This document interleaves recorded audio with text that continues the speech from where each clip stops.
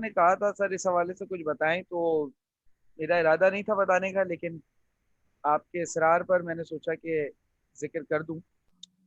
बेटा जब nuclear reaction होता है, यानी कि जब हम ये बात देखते हैं कि जब एटम में से इनविजिबल रेडिएशंस निकलती हैं, इस तरह से इनविजिबल रेडिएशंस यानी अल्फा बीटा गैमा, तो एटम में कुछ तब्दीलियां आती हैं, कुछ चेंजेस आते हैं एटम में।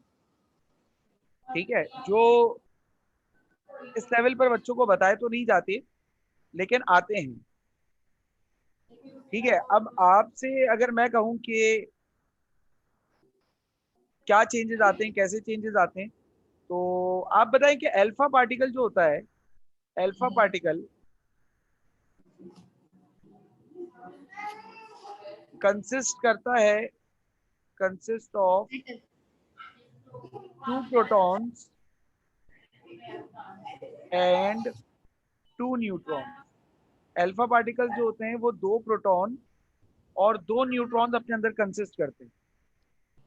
ठीक है, अब आप मुझे बताओ, अगर किसी एटम में से अगर मैं दो प्रोटॉन और दो न्यूट्रॉन को, हमने ये देखा है ना कि अल्फा पार्टिकल का जो मास होता है वो हीलियम न्यूक्लियस के बराबर होता है, चार्ज भी हीलियम जैसा ही यस होगा ना सर। फिर ऑब्वियसली। तो अगर मुझे एक बात बताओ, अगर मैं किसी एटम में से दो प्रोटॉन दो न्यूट्रॉन निकालूंगा तो क्या होगा?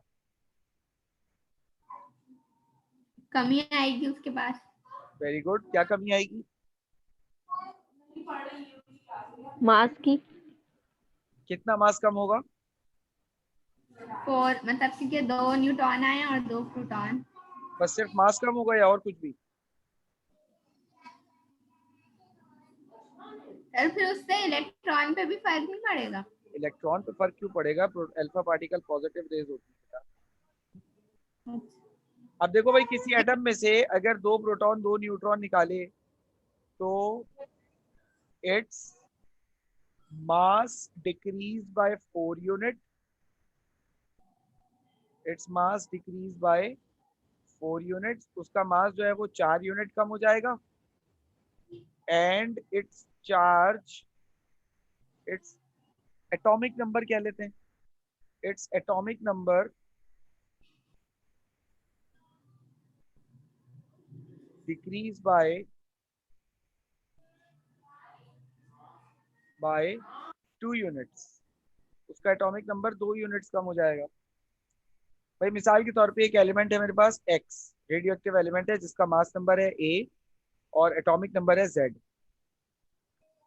जब मैं इसमें से दो प्रोटॉन्स निकालूंगा तो ये Z-2 हो जाएगा और A-2 हो जाएगा, और हमारे पास क्या आएगा, हमारे पास हीलियम आ जाएगा जिसका मास तो 4 होता है, चार्ज 2 होता है। अब अगर इसकी कोई तो प्रॉपर सर एग्जाम्पल की प्रोटॉन, बात करें, एक minute. Protons, sorry sir, okay. हाँ बोलो बोलो बोलो, चलो बोलो। नहीं सर, आप बोलने वाले। चलो मैं कंप्लीट करता हूँ, फिर याद रखना अपनी बात। ठीक है। जी सर। अच्छा, अब अगर मैं फॉर एग्जाम्पल यूरेनियम लूँ, अब यूरेनियम का एटॉमिक नंबर होता है 92। It what does it means? 92 atomic number होने का मतलब यह है कि it has two neutrons, sorry two protons, it has 92 proton, sorry it has 92 protons. Atomic number 92 होने का मतलब क्या है? इट हैज 92 प्रोटॉन्स। ठीक है, and its mass number is 238। So mass number 238 होने का मतलब ये है कि अगर मैं इसके नंबर ऑफ न्यूट्रॉन पता करूं तो कितने हो जाएंगे? 138 और 8, 144। इसके अंदर नंबर ऑफ न्यूट्रॉन क्यों कितने? It has 146 neutrons. इसके अंदर न्यूट्रॉन कितने आ गए भाई? 146 न्यूट्रॉन्स आ गए। अब अगर मैं इसमें से दो प्रोटॉन कम करूंगा तो एटॉमिक नंबर होगा 90। ठीक है, और अगर मास नंबर में मैं कितने यूनिट कम करूंगा? 4 यूनिट्स कम करूंगा। याद रखना, मास नंबर में 4 यूनिट्स कम होंगे। तो 238 से मास कितना हो जाएगा? 234। ठीक है, and do you know what is this? ये थैलियम होता है।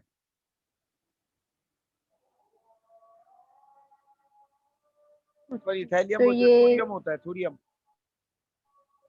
तो अगर हम यूरेनियम में से हटा दें तो वो दूसरा एलिमेंट बन जाएगा। हाँ ना। जी सर। मतलब पूरा एलिमेंट ही चेंज हो गया ऐसा करने से। जी बिल्कुल बिल्कुल, वो एटम चेंज हो गया जो रेडियो एक्टिविटी कर चुका है, जो अल्फा रेस को इमिट कर चुका है, वो एटम बदल गया। अच्छा पूरे एलिमेंट में तो बहुत सारे एटम्स होंगे ना। अच्छा, जिस एटम ने किया वो एटम दूसरे एलिमेंट तो के एटम में बदल बिल्कुल गया। बिल्कुल बिल्कुल ऐसे, वो जो हम कहते हैं ना आर्टिफिशियल रेडियो एक्टिविटी, हम अक्सर बात कर रहे होते हैं आर्टिफिशियल रेडियो एक्टिविटी की, तो वो artificial yes radio sir. Activity क्या होती है? वो यही तो है, एलिमेंट्स को जो सिंथेसाइज किया गया। आज तक जितने भी एलिमेंट्स मैन मेड है ना, जो इंसानों ने एलिमेंट्स बनाए हैं, वो सारे के सारे रेडियो एक्टिविटी, जो आर्टिफिशियल रेडियो एक्टिविटी हम देखते हैं, तमाम के तमाम सिंथेटिक एलिमेंट्स ऐसे ही बने। तमाम के तमाम सिंथेटिक एलिमेंट्स को इसी तरीके से बनाया गया। यानी एक रेडियो एक्टिव एलिमेंट में से प्रोटॉन न्यूट्रॉन निकाल के दूसरे एलिमेंट में बना दिया। नहीं, प्रोटॉन निकलते देखो जब, याद रखना, प्रोटॉन का जो नंबर होता है, प्रोटॉन नंबर आइडेंटिटी होती है किसी एटम की। Proton okay. नंबर किसी एटम की आइडेंटिटी होती है। जब तुम उस नंबर को बदल दोगी तो ऑटोमेटिकली आइडेंटिटी भी बदल जाएगी, यानी कि चीज भी बदल जाएगी। Yes sir. तो बस यही है। तो यहां से जब हम प्रोटॉन निकालते हैं ना, दो प्रोटॉन, तो ये जो एटम होता है यूरेनियम का, ये चेंज हो जाता है थेलियम। भले ही पूरा सैंपल हुआ हो या नहीं हुआ हो, लेकिन ये पर्टिकुलर एटम तो हो ही जाएगा लाजमी से। सही। Is that clear? Yes sir. Sir जी बेटा। सर ये आप हीलियम में जैसे कि दो प्रोटॉन्स होते हैं, तो मतलब जाहिर है उसमें से हम जब माइनस करेंगे तो प्रोटॉन्स ही खत्म हो जाएंगे। हीलियम में दो प्रोटॉन होते हैं माइनस, हीलियम से तो कुछ माइनस हो ही नहीं रहा बेटा।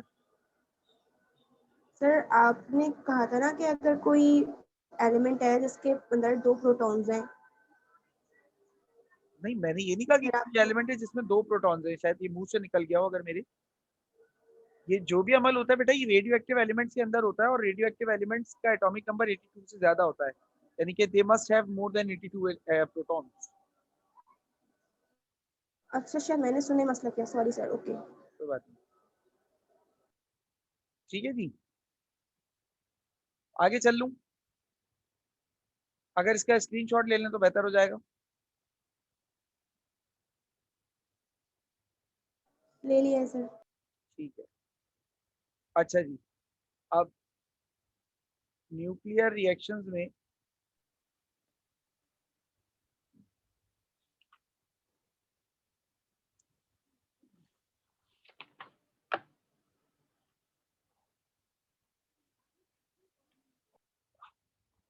मैं ये चीज यहाँ डिस्कस नहीं करता हूँ, लेकिन कल एक सवाल हुआ, अमूमी तौर पे बच्चे इस तरह के सवाल करते नहीं है, इसलिए डिस्कस करने की जरूरत भी नहीं होती। खैर, तुमने कल सवाल किया, मुझे अच्छा लगा, तो आज मैं ये चीजें यहाँ पे डिस्कस कर रहा हूँ। एक तरह से नॉलेज भी मिल जाएगी आप लोगों को। अब देख लेते हैं, change due to beta emission. अगर बीटा एमिशन हो तो क्या होगा? क्या होगा आप लोगों के लिहाज से, बताइए।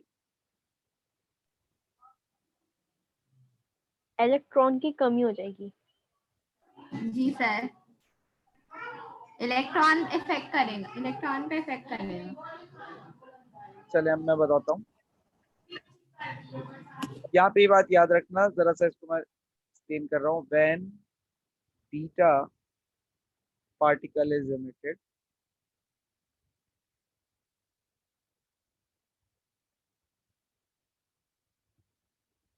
when beta particle is emitted, it is believed that, believe का मतलब ये नहीं है कि ये सिर्फ ख्याल है, एक्सपेरिमेंटली भी ये बात साबित है, that a neutron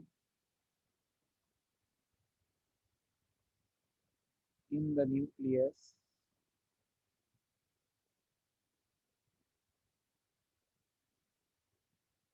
is converted into proton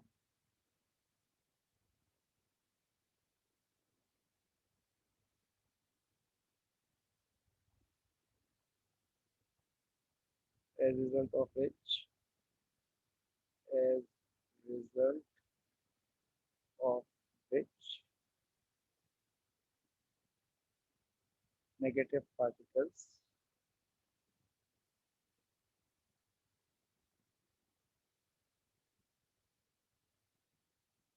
जिनको हम क्या कहते हैं, जिनको हम कहते हैं बीटा रेज, वो इमिट होती है। So atomic number is increase.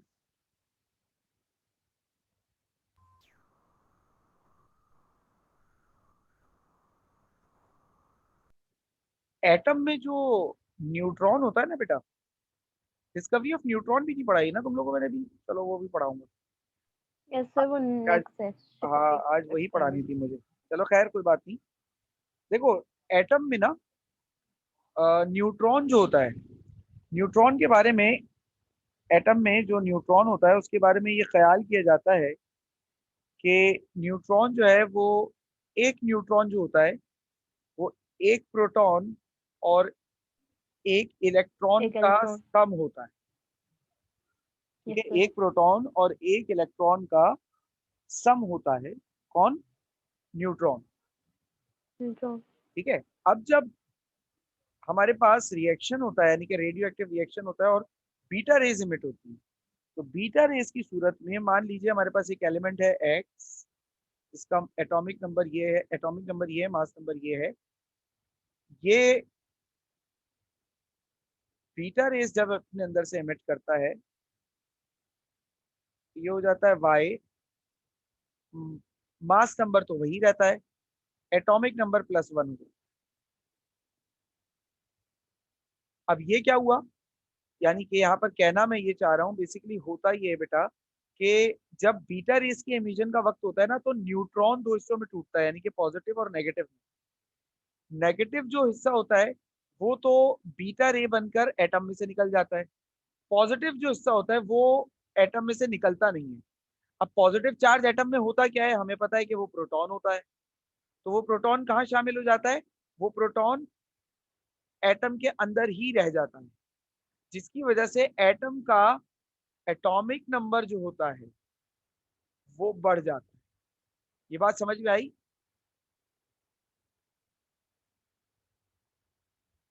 बेटा ये बात समझ में आई? सर दोबारा बता दें। बेटा मैं ये कह रहा हूँ कि एक न्यूट्रॉन जो है ना, वो दो चीजों का मजमुआ होता है, एक प्रोटॉन और एक इलेक्ट्रॉन। जब बीटा रेस की एमिशन होती है एटम में से, तो न्यूट्रॉन टूटता है बेसिकली, जो कि पॉजिटिव और नेगेटिव दो चार्जेस में टूटता है। नेगेटिव चार्ज तो बीटा रे बनकर निकल जाती है, लेकिन पॉजिटिव चार्ज एटम के अंदर ही रह जाता है। जब ये एटम के अंदर रह जाता है तो basically number of proton in an atom is called atomic number. तो पॉजिटिव चार्ज के रहने की वजह से एटम का एटॉमिक नंबर बढ़ जाता है। मैं ये कह, जी सर सही है। अच्छा सर, ये तो तभी होगा ना जब सिर्फ एक एटम में से सिर्फ बीटा रेस होंगी। जी बिल्कुल ऐसा ही है। सही है। अगर बाकी सब अल्फा भी निकलेगी तो फिर एलिमेंट से तो वो नहीं होगा ना चेंज। बेटा देखो, एक वक्त में ना कोई एक ही रेडिएशन निकलती है, तीनों रेडिएशंस एक साथ नहीं निकलती हैं एटम में से। ये बात नहीं, लेकिन अगर ऐसा एटम हो जो तीनों रेस वो करते हैं, आपने कल ये बात भी बोली थी ना कि हाँ कुछ एटम जो होते हैं वो कुछ ही रेस करते हैं। हाँ बिल्कुल बोली थी। सही है। अब हाँ, तो अब उसमें से अगर कोई रेस है जो सिर्फ बीटा वो कर रही है, हाँ तो ये काम हो जाएगा कि उसके एटॉमिक नंबर बढ़ जाएगा। लेकिन अगर साथ ही अगर वो अल्फा और बाकी भी अगर कंसीडर करते हैं कि गामा भी कर रही है, सही है। लेकिन अगर हम लोग सिर्फ अल्फा और उसकी बात करें बीटा की, तो फिर उसमें तो ये केस नहीं होगा ना सर, नहीं होगा। एलिमेंट चेंज होने का। नहीं, इस किस में एलिमेंट चेंज होने का केस? गैमा। मतलब जैसे अल्फा गैमा गैमा में नहीं, उसमें मैं कह रही हूँ एलिमेंट बीटा जो हम लोग। हो जाए, रेस इमिशन हो जाए सर, मतलब मतलब तुम, दोनों एक साथ हों। दोनों एक साथ तो हो नहीं सकते। मतलब तुम ये कहना चाह रही हो कि सर एक एलिमेंट है, वो पहले अल्फा रेज इमिट कर रहा है और फिर वो बीटा रेज इमिट कर रहा है, ये वाली कंडीशन बता रही हो? तो ये लोग एक साथ इमिट नहीं होते क्या? नहीं बेटा, एक साथ नहीं होता। सर कल जो आपने रेडिएशंस निकली थी तो तीनों निकली थी। नहीं, वो तो मैंने बताया था कि बेटा यहाँ से रेडिएशन निकली और रेडिएशन तीन हिस्सों में टूट गई, लेकिन ऐसा थोड़ी था कि वो रेडिएशन एक साथ निकली थी। वो असल में एक्सपेरिमेंट कुछ देर तक करवाया गया, उसके बाद ऑब्जर्व किया गया था तो हमें ये पता चला कि भाई 3 तरह की रेडिएशन निकलती है। तो हम बच्चों को डायग्राम जो बनाते हैं या बताते हैं तो हम ये बोलते हैं कि बेटा समझ, मान लो यहाँ से रेडिएशन निकली, वो 3 हिस्सों में टूट गई। हम ये बता देते हैं, या मतलब हम इस तरीके से समझाते हैं। ये सिर्फ मैं नहीं, पूरी दुनिया इसी तरीके से बात करती है। लेकिन जैसे जैसे आपका लेवल बढ़ता जाता है वैसे वैसे आपको चीजें पता चलती जाती है। बात ये है कहने। ओके, अब सर अगर हम ये एज्यूम करें कि बीटा रेस पहले निकल ली है, सही है। सही है, ठीक तो है। अब ये जो हमने एक बनाया है कि एलिमेंट थीलियम, आई गेस थोरियम है। थीलियम चेंज हो रहा हम्म, है और दूसरे एलिमेंट में पीए में, हम्म। तो फिर उसके बाद अल्फा रेज हुई, तो फिर क्या होगा चक्कर? अच्छा, फिर अगर वापस वो थीलियम में हो जाएगा? वापस वो नहीं, क्योंकि अल्फा रेज में एमिट होगा तो वो 2 एटॉमिक नंबर नीचे जाएगा ना, ये देखो, वो 2 एटॉमिक नंबर नीचे आ जाएगा। तो अगर मिसाल के तौर पे 90 से 91 हुआ तो फिर ये 91 से जी, 89 हो जाएगा। अच्छा जी जी, ठीक है। अच्छा, फिर सही, ये ऑल्टरनेट पैटर्न में चलता है, फिर दोबारा बीटा रेज एमिट होगी, ये दोबारा 90 हो जाएगा। अच्छा अच्छा, तो ये इस एक तरीके ही से एलिमेंट आगे पीछे चलता रहता है। तभी तो हम कहते हैं ना कि रेडियो एक्टिविटी रुकती नहीं है, वो चलती चली जाती है, बहुत टाइम तक चलती है। अच्छा अच्छा सर, एक ही एलिमेंट में एक के बाद एक अलग अलग रेज निकल सकती हैं? बिल्कुल निकल सकती है। अच्छा सर, जो एलिमेंट, अगर आप पूरा एक एलिमेंट रखें, रेडियो एक्टिव एलिमेंट, सही है, मैं एटम की बात नहीं कर रही, रेडियो एक्टिव एलिमेंट, तो उसमें जरूरी है कि सब एलिमेंट मतलब उस एलिमेंट के सब एटम्स रेडियो एक्टिव एक्टिव मतलब उनमें एक्टिविटी से एक रेस जैसी कर इमिट हो रहे रही हो। हो हाँ, मैं समझ गया, समझ गया। तुम ये कहना चाह रही हो कि मिसाल के तौर पे, सही सर, एक सैंपल में 100 at a atom, same time? तो at a same time 100 atom की रेडियो एक्टिविटी एक जैसी हो सकती है, यानी कि रिएक्शन जो आप बता रही है एक जैसे हो सकते हैं? तो जवाब है नहीं। जी, नहीं, नहीं, ये सही, जरूरी नहीं होता। और जरूरी नहीं होता या हो ही नहीं और आई सकता? मत से कि ये मुश्किल होता है। अच्छा जरूरी की बात अलग है, मैं कहूंगा कि ये मुश्किल है काफी, मतलब इस तरह का बिहेवियर लेना, क्योंकि अभी आपने असल में रेडियो एक्टिव डीके और हाफ लाइफ का टॉपिक, हाफ लाइफ तो शायद फिर भी पढ़ा है, लेकिन रेडियो एक्टिव डीके के बारे में नहीं पढ़ा हुआ। पेरेंट से न्यूक्लियर, पेरेंट से डॉटर एटम्स के बारे में नहीं पढ़ा हुआ। तो असल में डॉटर एटम अलग तरीके से बिहेव कर रहे होते हैं, पेरेंट एटम्स अलग तरीके से बिहेव कर रहे होते हैं, और फिर वो इस तरीके से अच्छा कंबाइन अच्छा, इफेक्ट सही, होता है। बेसिकली रेडियो एक्टिविटी बेसिकली एक कंबाइन इफेक्ट है मुख्तलिफ रेडिएशन का। It is very very difficult कि आपके पास अगर 100 एटम्स है तो वो 100 एटम्स एक जैसा रेडियो एक्टिव रिएक्शन शो करें। इट इज वेरी डिफिकल्ट, मेरे हिसाब से तो शायद पॉसिबल भी नहीं है, ये इतना टफ है। अच्छा अगर सर, फिर कभी ऐसा हो जाए तो फिर डिस्ट्रक्शन हो जाएगी। क्या अगर कभी ऐसा हो जाए तो फिर सब तबाही हो जाएगा। बेटा, इस बारे में मुझे जानकारी नहीं है कि तब तबाही होगी कि नहीं होगी, क्योंकि ऐसा अभी तक हुआ नहीं। और यकीनन अगर अभी तक ऐसा नहीं हुआ तो इसका ये मतलब है कि इसके पीछे कोई ना कोई राज है कि ऐसा नहीं होता। अब वो अच्छा राज हमें नहीं सर, पता। एक और बात, देखिए इसको। हाँ सर, बोलो। यस सर, हाँ, सर निकाल। मरियम अब चुप हो एटम जाओ। जो है हाँ सर, बोलो। हाँ सर, जो एटम है, अब हम, मैं एक एटम की बात कर रही हूँ, एक एटम जब किसी और एलिमेंट, एक एलिमेंट का एक एटम जब दूसरे एलिमेंट के उसमें बन जाएगा, तो उसकी, अब वो जो एक एटम है उसमें तो पता नहीं चलेगा, तो प्रॉपर्टीज भी चेंज होंगी, यानी obviously, chemical obviously, properties, obviously बेटा, ऑब्वियसली। सही, बिकॉज क्या, तो एटम फिर चेंज हो गया। इसकी फिजिकल प्रॉपर्टीज भी ऑल चेंज ऑल होंगी, ऑल ऑल ऑल सब कुछ, और एलिमेंट बदल प्रॉपर्टीज, गया, टोटली बदल गया। मींस वो सही सही, कार्बन से, मतलब समझ लो ऑक्सीजन हो गया, ऑक्सीजन हो गया, तो वो सारी सही सही, प्रॉपर्टीज ऑक्सीजन वाली होंगी। ठीक है। ओके सर, और कोई सही। क्वेश्चन बेटा किसी का?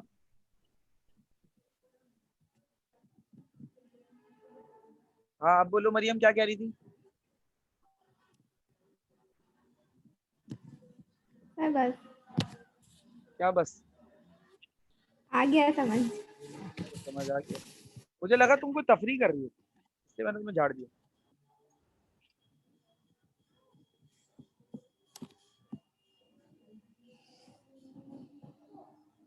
Change due to gamma radiation.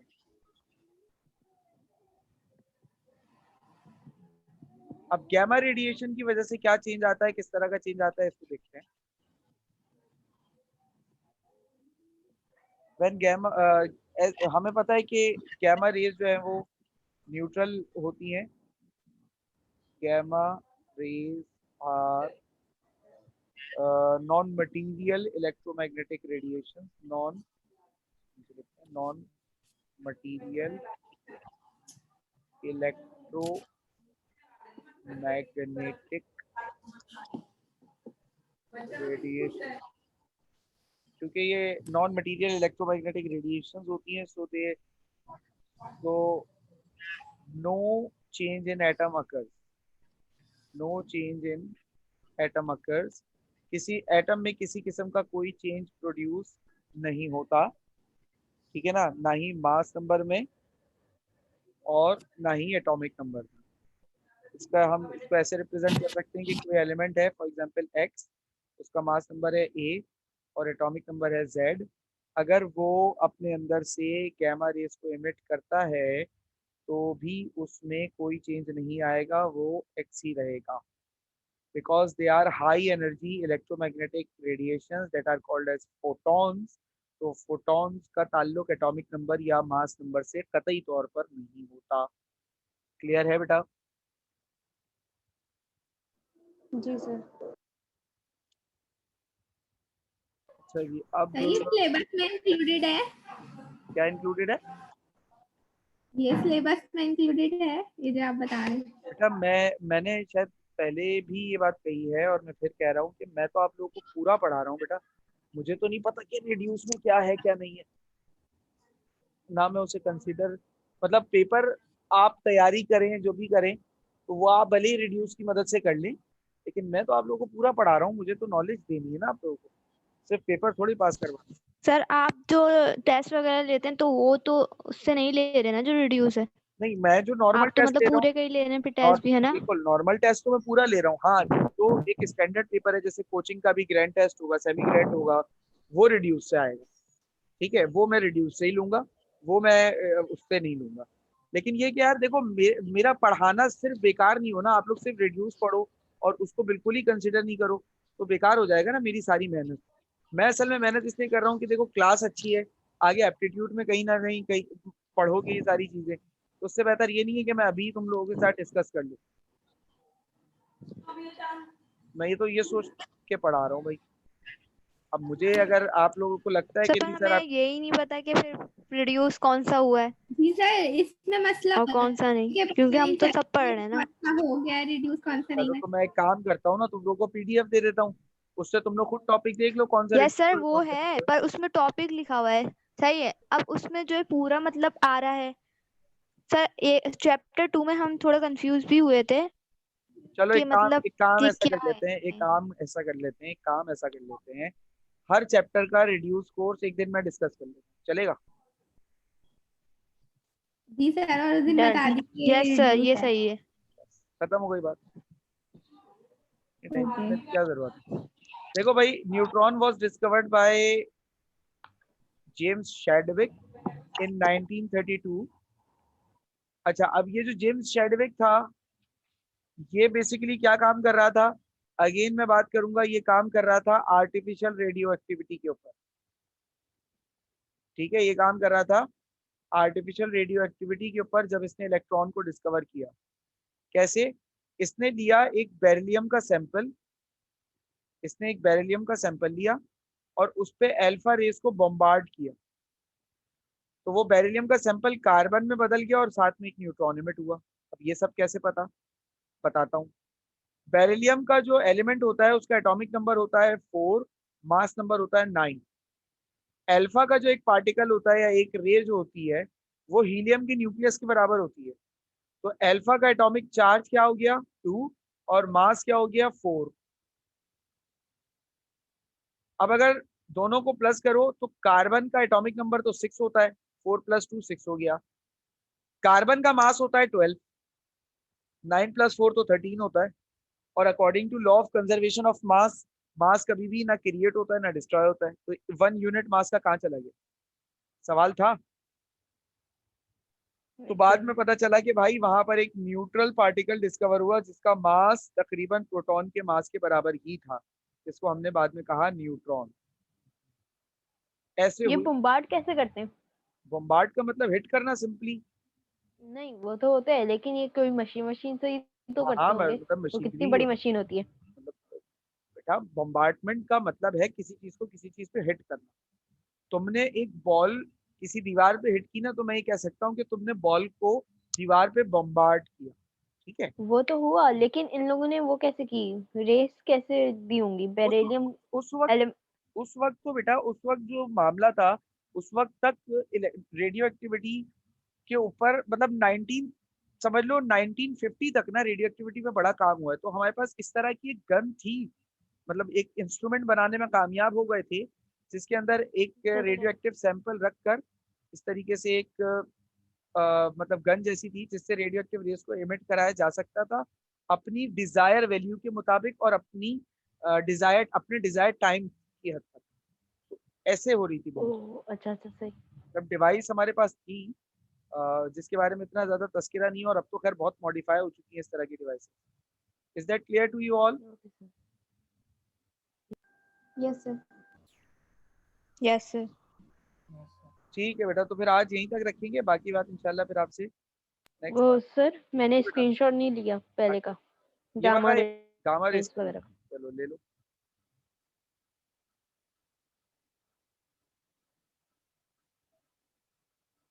Beta का ले लिया या नहीं?